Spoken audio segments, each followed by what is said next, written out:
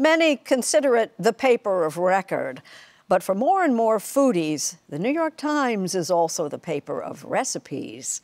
Here's Kella Fasene. Now we're getting somewhere. When it comes to turkey, Melissa Clark is an expert.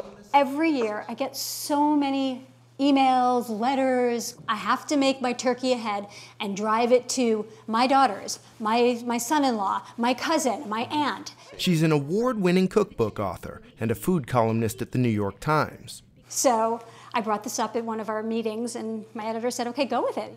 Oh yeah, look at that. That looks really good. Here. Ahead of Thanksgiving, she showed us her latest recipe for turkey, reheated turkey. That looks really juicy. That's great. And I'm no expert, but if you served that to me, I would have no idea that was reheated. Did you grow up cooking? I did grow up cooking. And where did the recipes come from? When I was a kid, they were Julia Child. Splattered with food. Yes. Oh my God, those cookbooks. There's like, all the pages are stuck together. You can't even open them anymore. Over the years, Clark has contributed more than 1,000 recipes to the paper. The New York Times began publishing after an investigation by the New York Times. Of course, the New York Times isn't primarily known for recipes. In a bombshell report, the New York Times obtained... The story was first reported by the New York Times. The paper has nearly 10 million subscribers, but if you want all the recipes, you'll have to pay a little extra. So these days, recipes are an important part of the New York Times business model, aren't they? Yeah, that is true. Emily Weinstein oversees cooking and food coverage at the Times. There are 1 million people who just have cooking, and there are millions more who have access to cooking because they are all in on the New York Times bundle. I see. And at a basic price of about $5 a month, that's pretty good business. Seems that way to me. The NYT Cooking App launched in 2014. The paper started charging extra for it 3 years later.